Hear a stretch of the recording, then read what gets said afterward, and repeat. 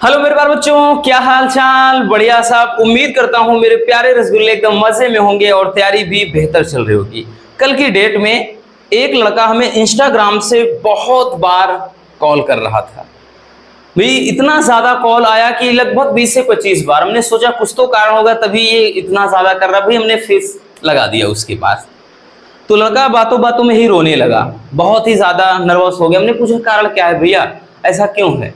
तो कह रहा है कि सर अब जीने का मन नहीं कर रहा है, खुद ऐसा लग रहा है कि खुद को समाप्त कर लूं, अब जिंदगी ही खत्म हो गई है, आगे क्या होगा कुछ नहीं पता, मेरी तो दुनिया ही बर्बाद। मैंने पूछा कारण क्या है भाई, ये तो बताओ, ऐसा क्यों बोल रहे हो भाई, ऐसा क्या जीवन में क्या संकट आ गया? तो बोलने लगा कि सर एक लड़की से बहुत सालों से हम रिलेशन में थे, वो लड़की हमें छोड़कर चली गई, अब तो दुनिया मेरी खत्म है। हमने कहा बहुत अच्छी बात भाई, तब तो आपको देरी नहीं करना चाहिए, अब तक तो खुद को समाप्त कर लेना चाहिए था, इतना टाइम काहे लगा दिया?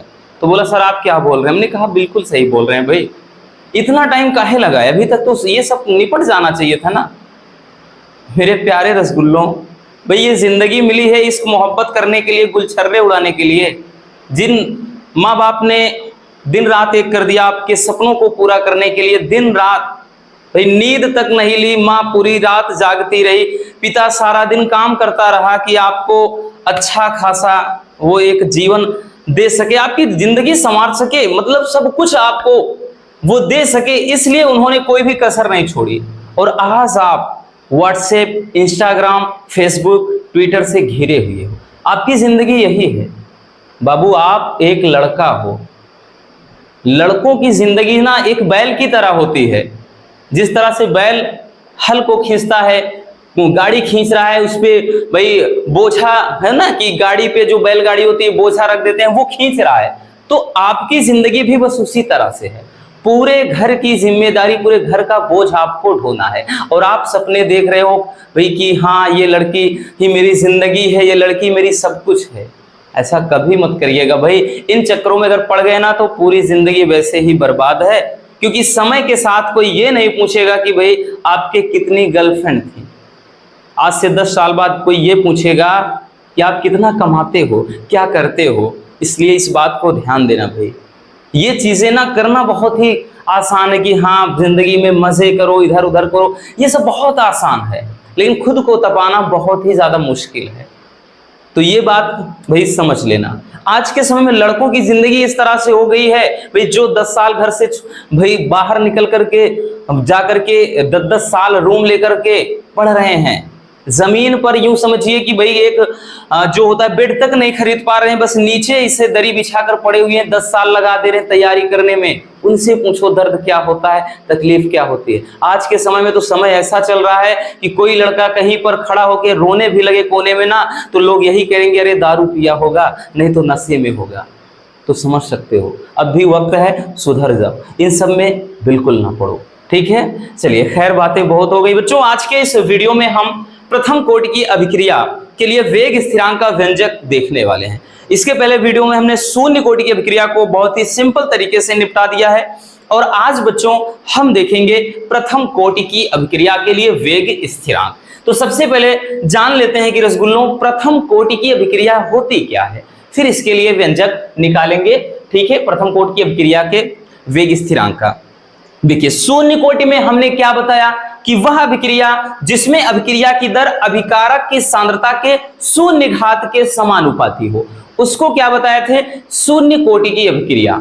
बट यहां पर प्रथम कोटि है तो मतलब अब की बार जहां पर घात पे शून्य था वहां पर 1 हो जाएगा प्रथम, ठीक है। तो परिभाषा इस तरह से लिखेंगे भैया कि वह अभिक्रिया जिसमें अभिक्रिया की दर अभिकारक की सांद्रता के प्रथम घात के समानुपाती होती है, उसे प्रथम कोटि की अभिक्रिया कहते हैं। अब तो क्लियर हो गया रसगुल्लों। चलिए जैसे एक भाई हम ले लेते हैं उदाहरण, जैसे हमने क्या किया कि कोई अभिक्रिया है, ये ऐसे यहां पर मान लेते हैं कि कोई उत्पाद बन रहा है, ठीक, ये क्या होता है? अभिकारक, ये क्या होता है? उत्पाद, इधर जो भी होता है तो हमने उत्पाद ही मान लिया है ऐसे। तो यहां पर अगर ध्यान देंगे तो प्रथम कोटि की अभिक्रिया क्या कहते हैं? तो हमने बताया कि वह अभिक्रिया जिसमें अभिक्रिया की दर यानी dx/dt, जिसमें अभिक्रिया की दर अभिकारक क्या है? A है, अभिकारक की सांद्रता के प्रथम घात के समानुपाती होती है या अनुक्रमानुपाती होती है, उसको अपन कहते हैं, क्या कहते हैं, प्रथम कोटि की अभिक्रिया। ठीक, या फिर इसको जब ये चीज हटाते हैं तो जैसे dx अपान dt हो जाता है, तो यहाँ पर k हो जाता है और ये a की पावर 1 लिखें या ना लिखें, या फिर ऐसे भी लिख सकते हैं। तो ये हो जाता है प्रथम कोटि की अभिक्रिया। बात आई समझ में? भैया क्या बताया कि वह अभिक्रिया जिसमें अभिक्रिया की दर या फिर कह लें अभिक्रिया का वेग अभिकारक की सांद्रता के प्रथम घात के समानुपाती हो या फिर कह लें अनुक्रमानुपाती होती है, तो उस अभिक्रिया को अपन क्या बोलते हैं बच्चों? कहते हैं प्रथम कोटि की अभिक्रिया। ठीक है, चलिए अब देख लेते हैं कि प्रथम कोटि की अभिक्रिया के लिए वेग स्थिरांक का व्यंजक कैसे निकालना। भाई स्क्रीनशॉट करने का मौका देंगे, परेशान न रहिएगा। ठीक है, तो यहां पर क्या है भाई, हमने हेडिंग बनाया कि प्रथम कोटि की अभिक्रिया के लिए वेग स्थिरांक का व्यंजक। ठीक है, और यहां पर क्या था? ठीक, हाँ सही है। तो सबसे पहले यहां पे मान लेते हैं जो अभिक्रिया है वो क्या है भाई, तो ए, जो अभिक्रिया है वो क्या है, ए से कोई उत्पाद बन रहा है, यानी ए अभिकारक है और उत्पाद बन रहा है। और ऐसी सिचुएशन में हम मान लेते हैं बच्चों की जो प्रारंभिक सांद्रण है, यानी प्रारंभ में जो सांद्रण है, तो जो प्रारंभिक सांद्रण है वो क्या हो जाता है, यहां पर जो अभिकारक है वो A मोल प्रति लीटर है और उत्पाद उस समय 0 बन रहा है। फिर मान लेते हैं कि T समय बाद, तो T समय बाद क्या हो जाता है, तो T समय बाद हम मान लेते हैं कि यहां पर ये A माइनस एक्स हो जाता है और यहां पर जो उत्पाद होता है वो x रहता है। ठीक है, तो ये हो जाता है। इतना समझ में आ गया भाई? इसमें कुछ भी नहीं था कि हमने क्या माना बच्चों, ये अभिक्रिया है आपका। मान लेते हैं कि प्रारंभिक सांद्रण, यानी जो प्रारंभिक सांद्रण होता है, या फिर कह ले कि प्राथमिक या फिर प्रारंभिक सांद्रण कह ले, ठीक, कुछ भी या प्राथमिक बोल दे, दोनों एक ही है, ये इसमें कंफ्यूज मत होना। तो ये एक था और वो उत्पाद था 0। T समय के बाद ये बदलकर A माइनस एक्स हो जाता है, यानी विघटित हो जाता है और उत्पाद x बचता है या बनता है। ठीक है, तो अब यहां पर हम लगाएंगे क्या कि प्रथम कोटि की अभिक्रिया से, प्रथम कोटि की अभिक्रिया से लिखेंगे कि प्रथम कोटि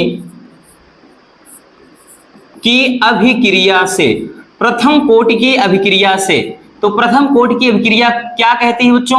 प्रथम कोटि की अभिक्रिया यही तो कहती है ना कि अभिक्रिया की जो दर होती है, ठीक, वो अभिकारक की सांद्रता के प्रथम घात के समानुपाती होती है। ठीक है, या फिर इसको लिख सकते हैं dx अपान dt। तो इसको जब हम हटाएंगे तो यहां पर केवल k हो जाएगा और यहां पर आपका a बचेगा। अब t समय के बाद हम वेग निकालेंगे बच्चों, t समय बाद, तो लिखेंगे t समय बाद, क्या लिखेंगे कि भाई लिखेंगे t समय बाद, t समय बाद जो वेग हो जाएगा अभिक्रिया का वेग, t समय के बाद अभिक्रिया का वेग क्या हो जाएगा, dx अपान dt। तो उस समय क्या है, जो अभिकारक का यहाँ सांद्रण है वो कितना रह जाता है, सांद्रता A माइनस एक्स रह जाता है t समय के बाद। तो ये चीज हो जाता है। अब इस चीज को इधर लाएंगे, यानी x वाला x की तरफ रहेगा, t वाला t की तरफ कर देते हैं, तो ये क्या हो जाएगा बच्चों, इसको इधर ला लेते हैं, यानी dx अपान ये इधर आ जाएगा a minus x, a minus x बराबर ये k है, इधर चला जाएगा dt, k इंटू dt, ये इतना हो जाएगा। अब क्या करेंगे बच्चों, इसका समाकलन कर देंगे। भाई जैसे शून्य कोटि की अभिक्रिया में किया था, समाकलन करने पर, जब इसका हम समाकलन कर देंगे तो क्या होगा बच्चों, समाकलन करने पर, समाकलन करेंगे भाई चिन्ह लगाएंगे, समाकलन 1 अपान a माइनस एक्स है, ठीक, ये dx है यहां पर, बराबर इधर भी देखेंगे क्या हो जाएगा, तो समाकलन k इंटू dt। तो समाकलन 1 अपान a माइनस एक्स, याद रख लेना formula 1 upon a minus x. भाई बायोलॉजी वालों को दिक्कत हो सकती है, बट उतना ज्यादा दिक्कत काहे होगी भाई, एक ही फार्मूला है, एक दो इस्तेमाल होंगे, उतना तो याद ही कर सकते हो, होगा minus log e a minus x, ये याद रखना फार्मूला होता है। तो इसके स्थान पे हो जाएगा minus log e a minus x, ठीक, बराबर इधर क्या हो जाएगा, देखिए के बाहर रखेंगे, समाकलन 1 इंटू डी टी बचा, ठीक है।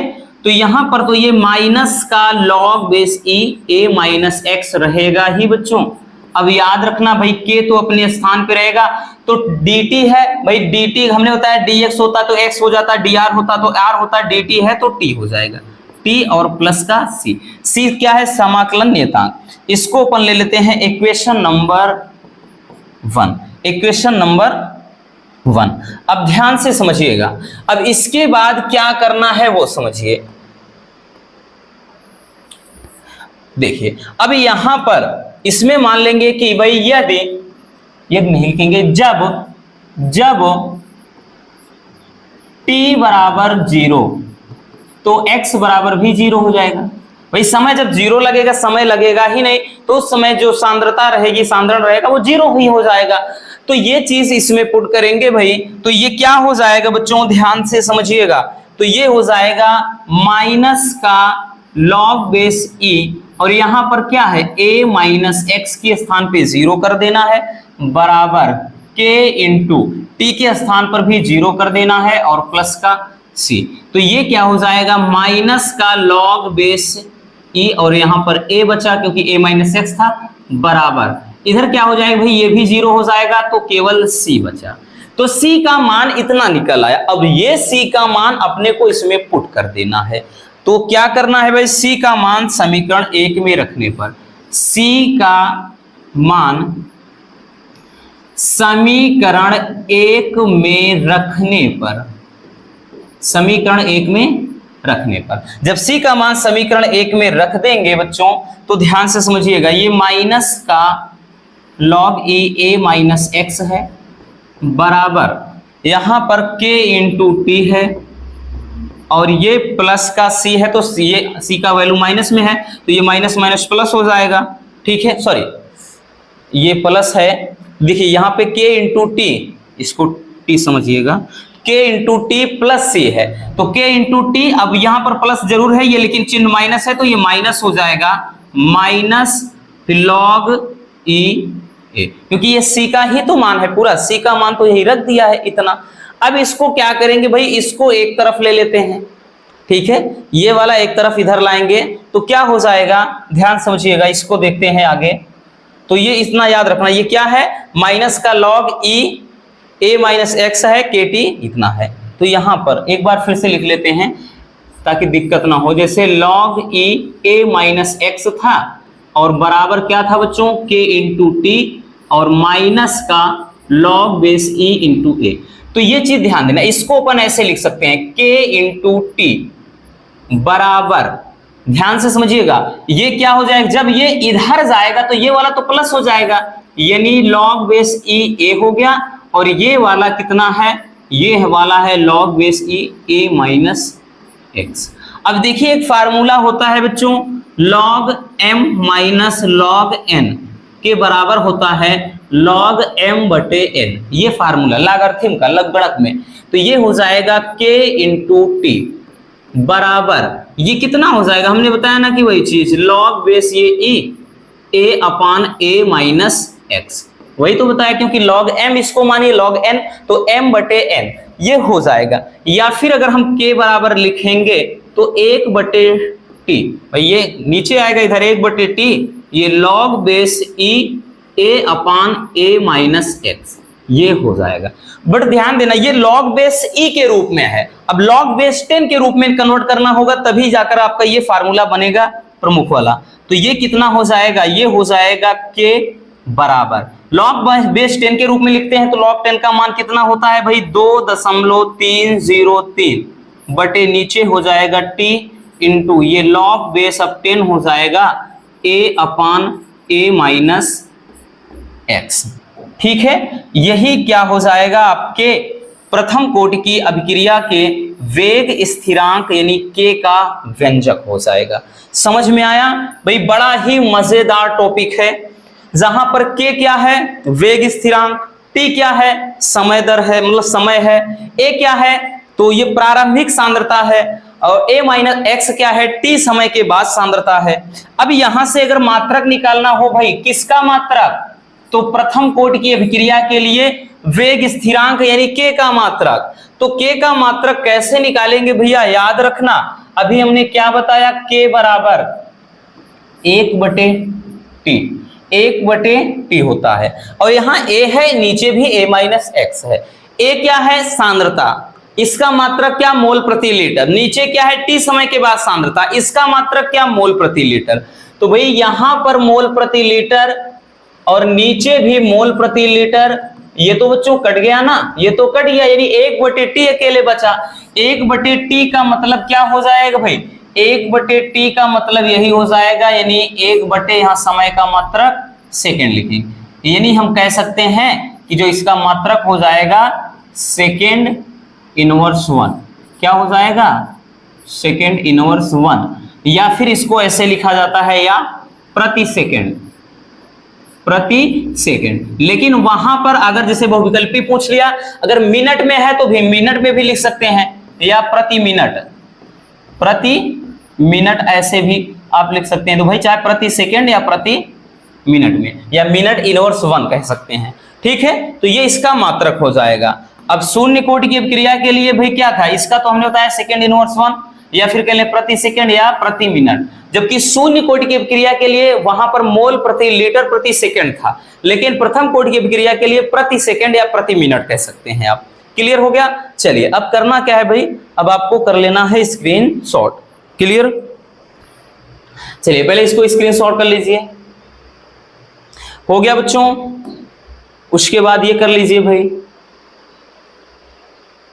ठीक हो गया इतना, फिर ये चीज आधा यहां पर है, कर लीजिए, ठीक हो गया ना। चलिए तो बस आज के इस वीडियो में इतना ही। ये दोनों टॉपिक याद रखना भाई, ये भी आपके 4 अंक वाला क्वेश्चन है, यानी 3 नंबर में पूछा जाता है, बट ज्यादा केसेस में ये 4 नंबर में। तो ये 4 नंबर वाला टॉपिक है, बड़ा ही इंपॉर्टेंट है भैया। हर साल मतलब हर साल आपके बोर्ड एग्जाम में पूछा जाता है, ठीक है। किसी में न्यूमेरिकल इसमें का 3-4 नंबर का आ जाएगा, तो किसी में ये डेरिवेशन आ जाता है, दोनों मतलब दोनों में कोई एक आएगा। इतने ज्यादा सेट बनते हैं, किसी में प्रथम कोटि वाला देगा, किसी में शून्य कोटि का देगा, तो 2 से 3 सेट जो बनते हैं उसमें न्यूमेरिकल दे देगा, तो किसी में भाई कोटि और अणुयुक्ता में अंतर दे देगा। तो इस तरह से मतलब जो इंपॉर्टेंट टॉपिक है तो वो 3-3 नंबर का सभी में देता है। क्लियर हो गया। चलिए तो बस आज के इस वीडियो में इतना ही। उम्मीद है ये वीडियो आपके लिए काफी ज्यादा हेल्पफुल रहा होगा। अगर वीडियो पसंद आई हो तो प्यार से लाइक जरूर कर देना, और नए हैं तो चैनल को सब्सक्राइब जरूर कर लीजिए, और जल्द ही अपने यूट्यूब फैमिली को भाई 7 लाख तक पहुंचा दीजिए। बस अब थोड़ा ही कसर है। तो मिलते हैं किसी और शानदार टॉपिक के साथ। Love you, bye bye, take care, और हाँ एक प्यारा सा कमेंट जरूर कर दीजिएगा।